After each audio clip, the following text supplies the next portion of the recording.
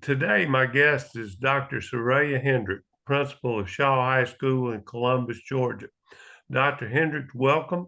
And I know things are getting exciting at Shaw this time of year with graduation right around the corner. Yes, sir. Very excited. This is the best time of the year for me. That's great. How many seniors do you have graduating? Right now, we're slated to have 277 seniors walk across that stage in May. That's great. Okay. And it probably seems like around 600 at this time. Now, can you tell us about your personal educational journey that resulted in your appointment as principal of Shaw? Well, I am a product of Muskogee County School District. I left to go to college in Alabama. I taught in Opelika for a number of years, and I decided to come home after my mom was diagnosed with cancer. Uh, I came home and Dr. Cleo Griswood hired me to be an English teacher at Eddy Middle School. I remember Dr. Griswood, her son went to Shaw. Yes, yes, yes, yes. And she, if I'm correct, she was the president of the Booster Club at Shaw. That's exactly right. I remember we used to talk all the time. Yes, yes. She definitely was a Shaw Raider through and through, and still is, still is. Good, When I talk with her good. from time to time. Dr. Griswood hired me. I stayed at Eddy and was the lead English teacher. From there, I was promoted from the English teacher to a school improvement specialist. I served for 3 years as a school improvement specialist. That during that time, we were in needs improvement year number 10 with the state. We were able to get Eddy off the state monitored list my last year there, and I left there to go to district office. I served as the content specialist for literacy for the middle and high school for 2 years, and then God blessed me with the position here at Shaw. I served 3 years as the assistant principal for curriculum instruction. Thank you to Mr. James Wilson and Miss Ronnie Collins. They pushed me and told me that I would be great as an administrator. And it hit me one day that they were right, and I wanted to impact lives. So God sent me here, and I've been here as principal for 5 years now. Well, James and Ronnie both have a long list of people that they have encouraged to be administrators, and their success rate is absolutely phenomenal Well, of the people that they pick. And I know you're going to continue that trend too. Now, who were the people that led you in your education to become a teacher? well, there are three that I can say. My aunt, she's an educator. She was an administrator for over 28 years. 28 years. That's when I first got my start. Just seeing her in the classroom, going to her classroom. Often back in those days, they would let you visit and sit in. And then my elementary principal, Miss Veronis Hall. She was the principal. I think it was first grade. I was having some issues, and Miss Hall heard me. She saw me, and she saw the capabilities that I had. My third one that really pushed me not only to be a teacher, but to be a social studies. I was history and English major, and that was Dr. Gary Shoup. Oh, He good. he made learning fun. And he really cared about his kids. I And that's used to when I was sparked just by being in his class. He I used to sparked me. play golf with Gary. He Did is you? just an absolute jewel of a man. He is. He is. I had an opportunity when I came back and started doing some adjunct work at Columbus State. I sent him an email, and he sent it back and said, "Are you my Sureya?" And I laughed and I said, "Yes, I am your Sureya." So it was a pleasure to serve as his peer.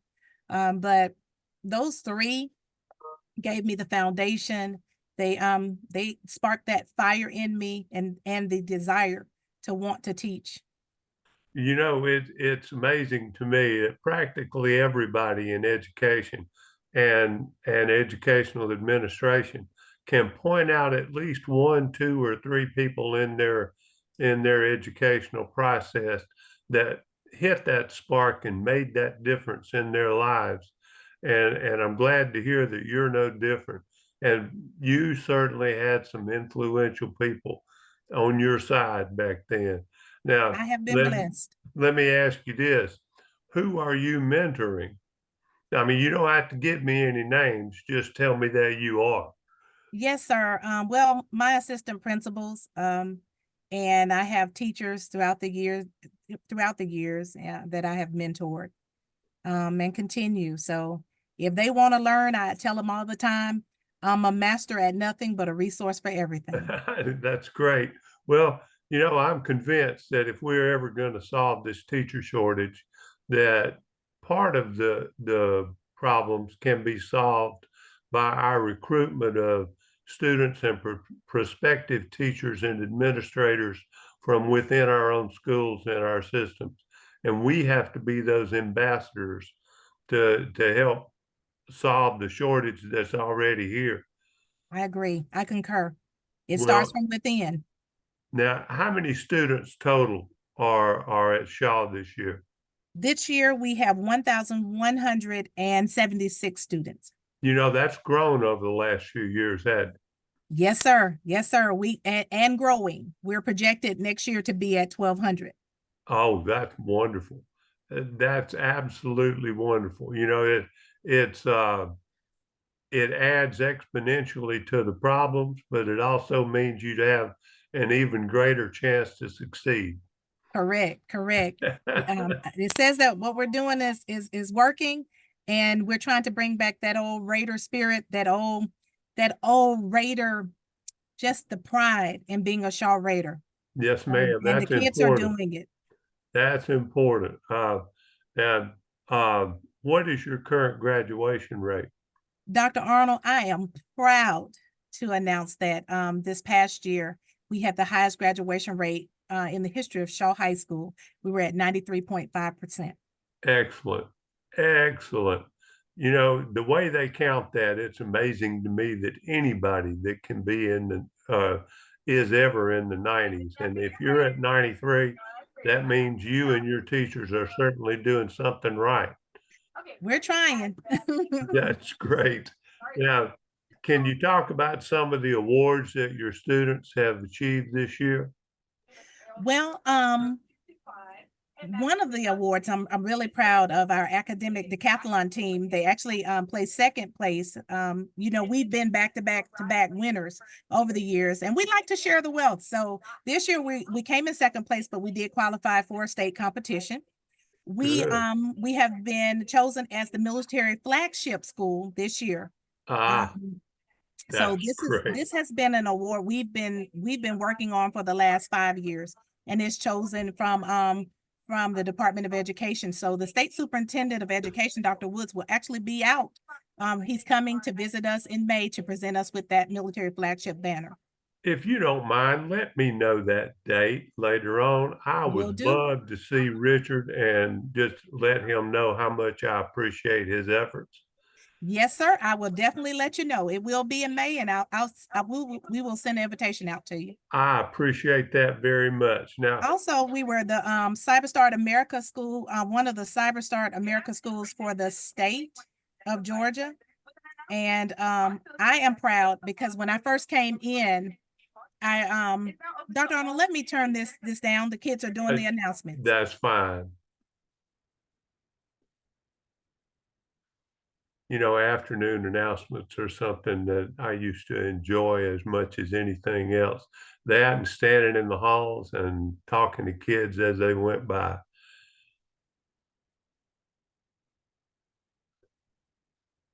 I'm sorry, Dr. Arnold. I No, no, no. apologize. Announcements are part of a school day, aren't they? Yes, sir. Yes, sir. That's we do it twice a day because our dual enrollment students.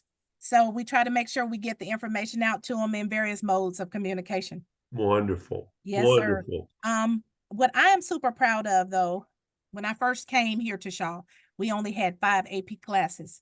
This year, we are now at 17 AP classes. That's exceptional. exceptional. And I would imagine you encourage a lot of kids to be in those classes that don't think they need to be there. Yes, sir, because we know statistics say that one AP class, it kind of gives us a indicator of how successful they'll be when they get to college. It And we push certainly all of our does. children to Well, you know, every study I've ever read says that the best indicator of student success in college is not the SAT or the ACT or anything else. It's the grades they earn in high school. right. And if they challenge themselves in high school, they can certainly meet the challenge of college education. So I concur. that's excellent. Now, And let me what? add one more thing, Dr. Arnold. Yes, ma'am. For the first time since I've been here, and this is my 8th year at Shaw, our band received all superior ratings in LGPE. And let I me saw say that. thank you for your assistance. Well, I had very little to do. I mean, it's easy to point out mistakes. The key there is having somebody that's good enough teacher to correct them. And she certainly is doing a great job. She's a hard worker, and we're super proud of her and our students for that, And should be. And should for be. the hard work. Now, I did an interview a couple of weeks ago with a former Shaw student that has made music his life. I'll send you a copy of that. Nate Myers the fourth is well creating his own music now and is a professional musician in every sense of the word. So that's another former drum major Okay. that the Raiders can look to with great pride. Uh, how many teachers do you currently have? Currently, we have 85 teachers. You know, that's about the same number that we had when I was there, I think, and the enrollment is similar too. So Okay. that's great. What other programs are you particularly pleased with at this point? Well, we have several. We have a new marketing program to where we now have a school store. Oh, And good. yes, sir, it's called the Shaw Shelf. You can order online as well, or you can come and pick up here in the building. So the marketing and we have a new healthcare essentials class. So many of our kids now, they're slated to take different registries related to healthcare in order to have certificates, so that when they decide to graduate and move out into the workforce, they'll have those certificates. That's wonderful. Absolutely wonderful. Now, can you tell us about your athletic programs? For the first time in a long time, I can say this year, all of our fall team sports made it to the playoffs. They have done quite well. And the spring sports have started, and our soccer teams will definitely they're first and second in the region right now. And we're slated to make it to the playoffs for our some of our spring sports as well. So Wonderful. we're very pleased with the direction that our coaches are taking our athletes. You know, that's great to hear. It's important for extracurricular activities to be an integral part of every school, I think, because a lot of kids that come to school will come just for baseball or just for football or just for band. And it's not that they neglect their studies in other areas, it's that they succeed in those studies because it allows them to participate in the things they really love. I agree. I agree. And we're helping to build those leadership skills. Yes, ma'am. Now, I also noticed that your baseball coach is a former Raider. He is. We try to hire as many Raiders as we possibly can. It's definitely a labor of love here. That's wonderful. Now, what are some of the biggest challenges that you face personally on a daily basis? I think one of the major challenges is just the cell phone issues. Getting the kids to put those cell phones down and hold meaningful, rich conversations in class. That's our battle. Well, I hope you find a solution, and when you do, you let me know about it. I'm just not sure what it is, but I do know it's becoming a pervasive pest in education, almost like red ants in your yard. You know, Yes. it it keeps their attention focused on anything except what the teachers are teaching in class.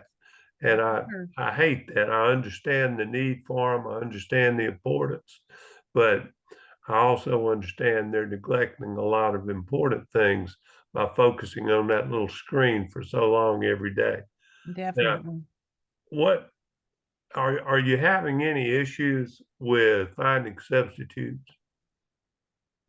I think because of our culture here, we have not had any problems. Matter of fact, when talking with my bookkeeper who oversees that particular entity, she said that according to our data, we rank third in filling our subs among the high schools. Great. Now, So they love coming to Shaw, and we love them coming to Shaw.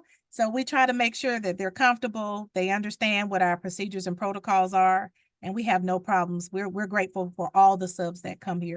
that's the sign of a healthy school right there. If you can get people to come in when teachers are out and don't have to beg and plead, then that's a great sign. And another sign is your teacher retention rate. Is that looking good? It's looking great. It's looking great. Good, good. Are you having any trouble filling any of your spots? No, sir. Right now we're only at, I think I have 4 positions open, and of those 4, we filled 3, and we're at spring break. So That's a great percentage. Now, have you noticed, not just in Muskogee County, but in Georgia and in the nation in general, teachers are getting in short supply, there is a big shortage, and and and definitely with math and science teachers. absolutely. What do you think some of the solutions to that would be? I think we're going to have to provide better incentives for teachers to move into this profession, and better training on how to handle some of the major issues that we face, definitely with trauma and apathy in students, and really just teaching teachers how to sustain mental and physical well-being, to where they can sustain their mental health, because it's a hard job, and really just getting community support.